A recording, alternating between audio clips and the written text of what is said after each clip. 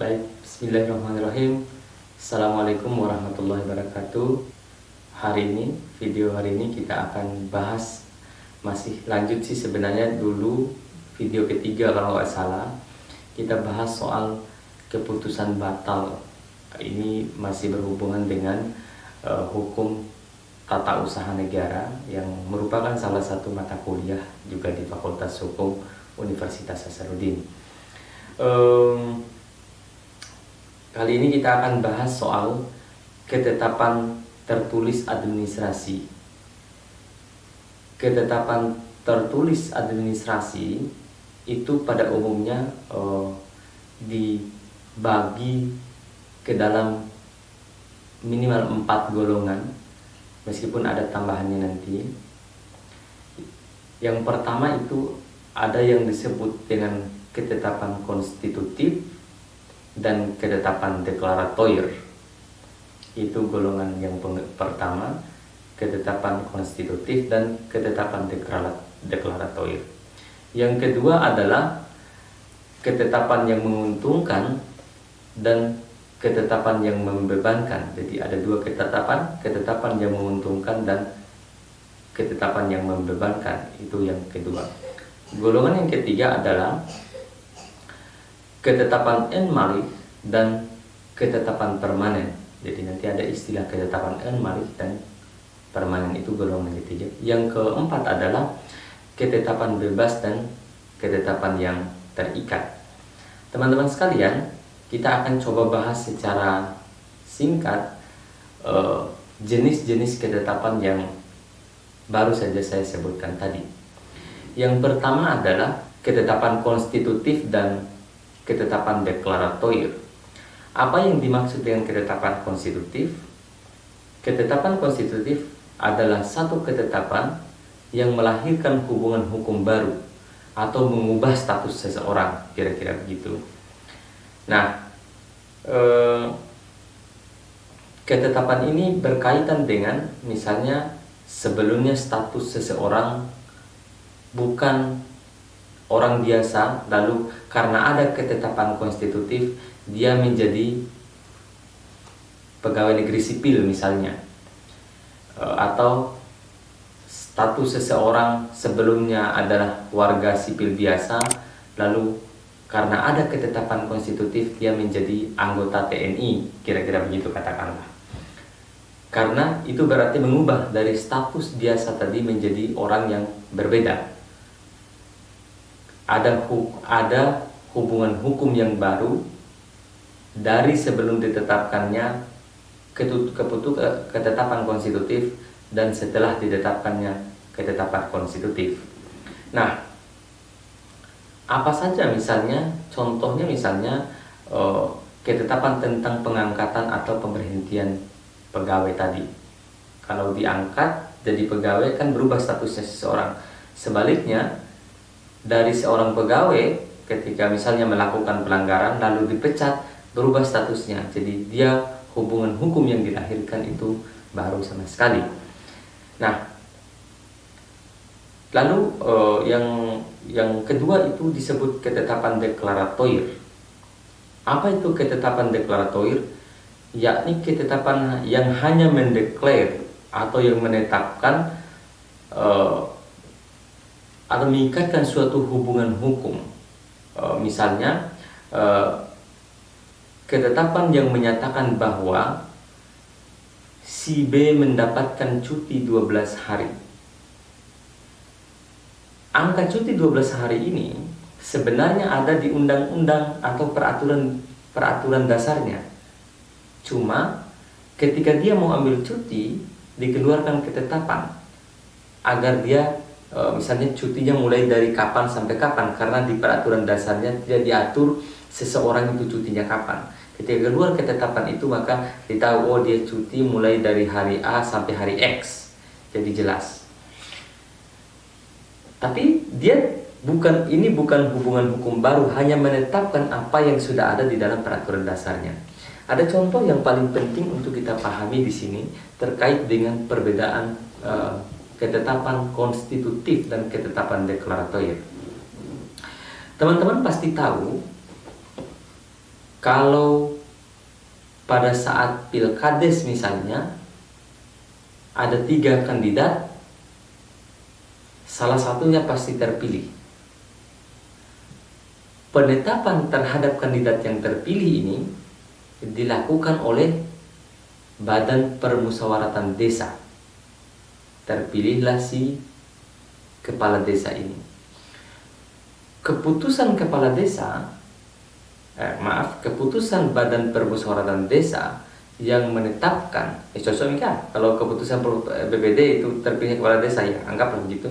Keputusan BPD yang menetapkan kepala desa terpilih itu disebut dengan keputusan konstitutif. Dan dia mengubah status seseorang dari yang bukan kepala desa menjadi kepala desa. Nah,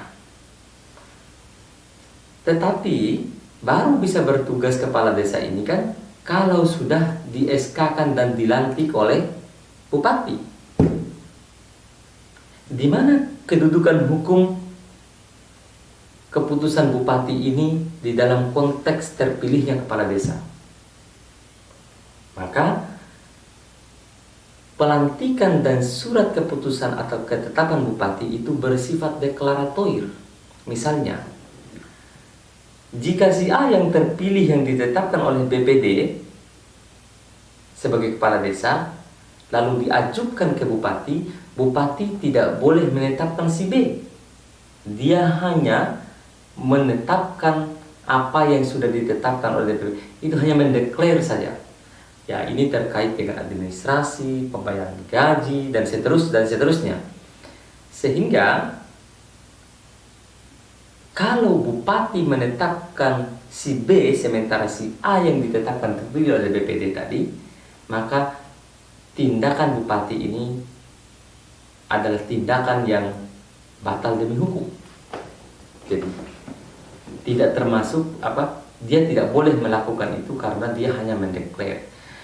Ada atau contoh lain, pada saat pemilu yang menetapkan terpilihnya seseorang menjadi anggota DPR itu adalah KPU. Penetapan oleh KPU itu adalah penetapan konstitutif karena mengubah status hukum si A yang semula bukan anggota DPR menjadi anggota DPR terpilih. Tapi kan ada SK penetapan yang dikeluarkan oleh presiden.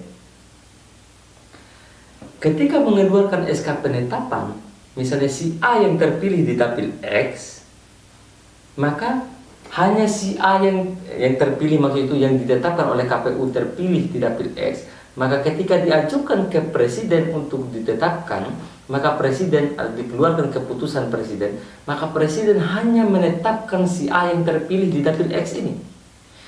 Presiden tidak boleh menetapkan si C yang tidak ditetapkan oleh KPU karena keputusan presiden itu hanya mendeklar, mengesahkan apa yang sudah ditetapkan oleh KPU sebagai penyelenggara pemilu. Itu contoh lain. Contoh yang paling baru misalnya adalah ketika sidang DKPP memutuskan Ibu Evi, anggota KPU RI, itu diberhentikan dari anggota KPU. Kan setelah diputuskan berhenti oleh undang-undang, presiden wajib mengeluarkan keputusan. Jadi dia tidak boleh menolak.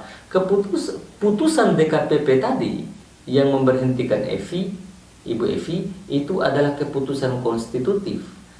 Ada kewajiban bagi presiden untuk mengesahkan atau mengeluarkan keputusan pemberhentian terhadap Bu Evi tadi sebagai anggota KPU, dan dia hanya keputusan deklaratif. Dia tidak boleh menolak untuk tidak mengeluarkan keputusan karena sudah merupakan hasil pemeriksaan DKPP.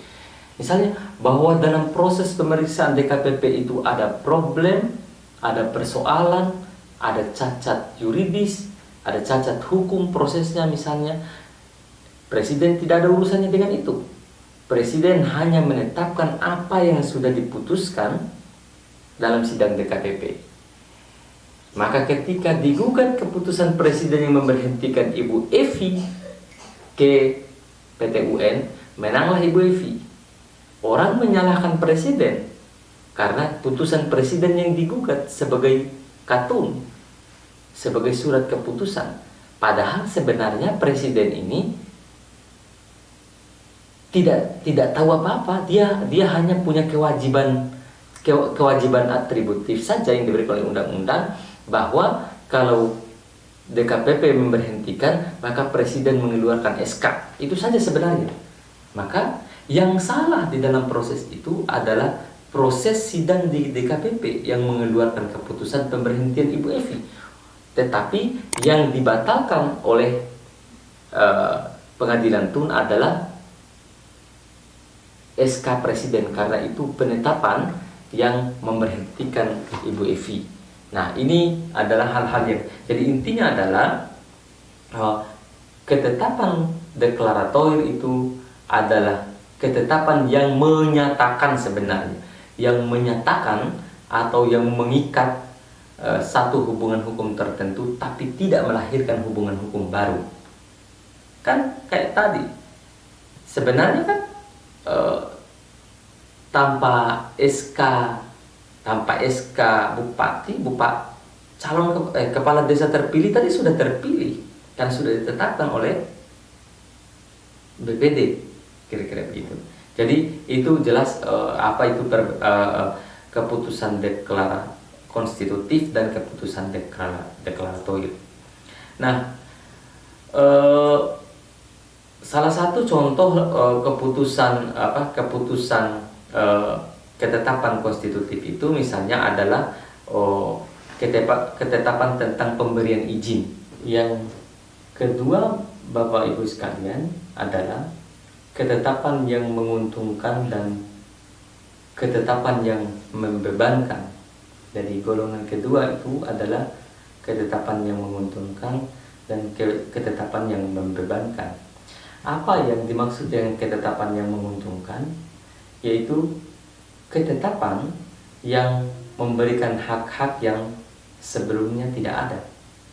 Jadi ada hak yang diberikan oleh ketetapan itu terhadap subjek tertentu yang tidak ada lalu kemudian menjadi ada. Misalnya ketetapan memberikan subsidi, misalnya sebelumnya tidak ada subsidi, lalu karena ketetapan itu diperolehlah subsidi oleh si subjek. Atau ketetapan yang tentang pengangkatan pegawai negeri, itu adalah ketetapan yang menguntungkan. Artinya dari sebelumnya orang ini bukan pegawai negeri, diangkat menjadi pegawai negeri, dan di dalam pegawai negeri itu ada keuntungan yang diperoleh oleh seseorang. Nah, sedangkan ketetapan yang membebankan adalah ketetapan yang memberikan suatu beban yang sebelumnya tidak ada pada seseorang. Tidak ada beban sebelumnya, gara-gara ketetapan itu seseorang ini punya beban, kira-kira merugikanlah bahasa kasarnya. Contohnya apa itu? Pajak itu adalah ketetapan yang membebankan, yang memberi pembebanan kepada seseorang, karena dari sebelumnya dia tidak bayar pajak, tiba-tiba ada kewajiban untuk membayar pajak. Bisa juga pemberhentian pegawai, ketetapan pemberhentian pegawai, dari sebelumnya dia pegawai menerima gaji secara tetap, setelah diberhentikan jadi pegawai dia tidak lagi menerima gaji secara tetap. Itu adalah ketetapan, golongan ketetapan yang menguntungkan dan yang membebankan. Selain itu, golongan yang ketiga adalah ketetapan en-malikh dan ketetapan yang permanen. Apa itu? Ketetapan yang en-malikh itu adalah ketetapan yang habis masa berlakunya hanya satu kali pakai. Jadi satu kali saja ketetapan itu keluar, habis langsung dia, tidak bisa dipakai. Misalnya apa itu? Misalnya adalah izin rapat umum atau izin demonstrasi. Nah, itu izin itu cuma berlaku 1 kali. Atau juga izin mendirikan bangunan. Izin mendirikan bangunan itu hanya 1 kali keluar untuk bangunan itu toh.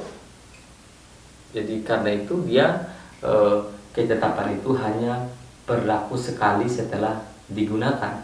Kalau sudah selesai maka dia tidak berlaku, seperti demonstrasi tadi. Kalau sudah selesai demonstrasinya, kalau mau lagi demo besok, minta lagi izin yang sama, minta lagi izin. Nah, yang ketetapan yang kedua di golongan yang ketiga itu ketetapan yang permanen. Apa itu ketetapan yang permanen? Ketetapan yang masa berlakunya itu dalam jangka waktu yang lama. Nah, ketetapan yang berlaku dalam jangka waktu yang lama ini, salah satu contohnya itu adalah pengangkatan pegawai negeri. Itu ketetapan yang jangka waktunya lama, kecuali ada pelanggaran terhadap etika pegawai, terhadap undang-undang dan seterusnya yang menyebabkan dia harus diberhentikan dengan tidak terhormat. Tapi kalau sepanjang dia jalan ini sampai dia pensiun, dari semula ketetapannya dia bukan pegawai menjadi pegawai dalam jangka waktu yang lama hingga usianya memasuki usia pensiun. Nah, golongan yang keempat itu adalah ketetapan terikat dan ketetapan bebas. Apa itu? Ketetapan terikat adalah ketetapan yang sudah ditentukan oleh peraturan dasarnya. Seseorang terikat untuk mengeluarkan ketetapan. Contohnya, ya ketetapan deklaratoir yang dijelaskan di awal tadi. Misalnya, yang saya sudah sampaikan, jika keputusan DKPP terhadap pemberhentian anggota KPU tadi, maka Presiden terikat untuk mengeluarkan ketetapan pemberhentian. Jadi nggak boleh dia bilang tidak bisa, harus dia keluarkan ketetapan. Atau bupati mengeluarkan SK dan melantik kepala desa, dia terikat mengeluarkan ketetapan itu. Dia tidak boleh bilang tidak. Dia tidak boleh juga menetapkan orang lain dari yang sudah ditetapkan secara konstitutif di DPD tadi. Jadi ini ketetapan yang terikat. Jadi yang mengeluarkan ketetapan terikat oleh peraturan dasarnya yang memerintahkan, sehingga dia tidak bisa mengelak, kira-kira begitu. Karena itu, contoh keputusan yang terikat atau ketetapan yang terikat itu adalah ketetapan deklaratoir. Lawan dari ketetapan terikat adalah ketetapan bebas. Ketetapan bebas itu adalah ketetapan yang oleh peraturan dasar diberikan kebebasan. Kebebasan itu diberikan kepada pejabat administrasi untuk mengeluarkan satu ketetapan. Misalnya apa itu? Misalnya subsidi BBM itu tergantung pada kemampuan finansial negara. Jadi bebas kan kapan dia bisa mensubsidi, kapan tidak bisa mensubsidi BBM. Karena disesuaikan atau tergantung pada kemampuan keuangan negara. Nah, ada tambahan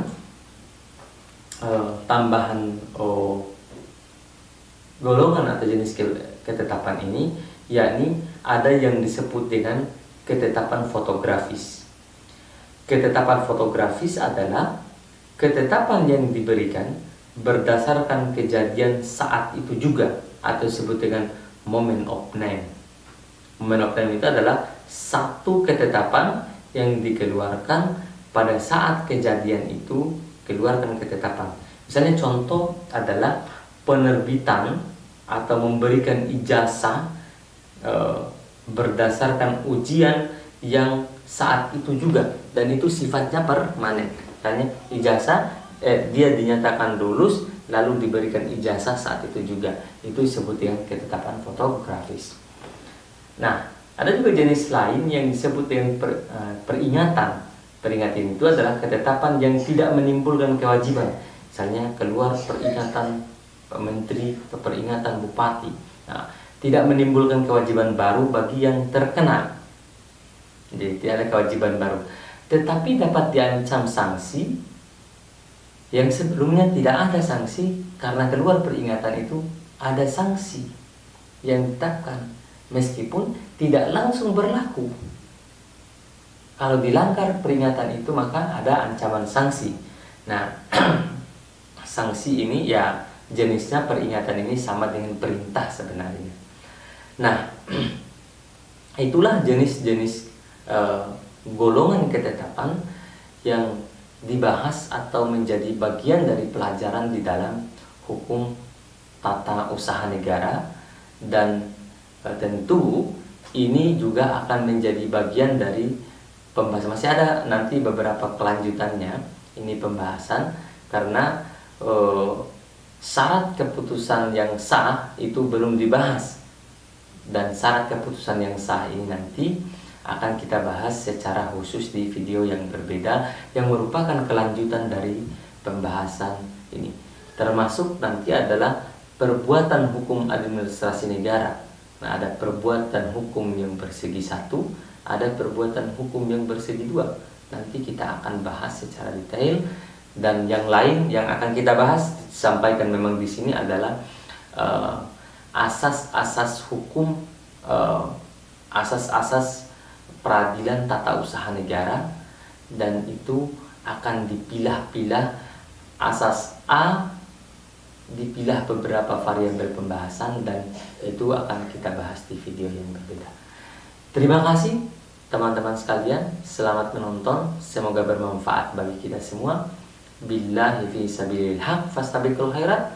Wassalamualaikum warahmatullahi wabarakatuh.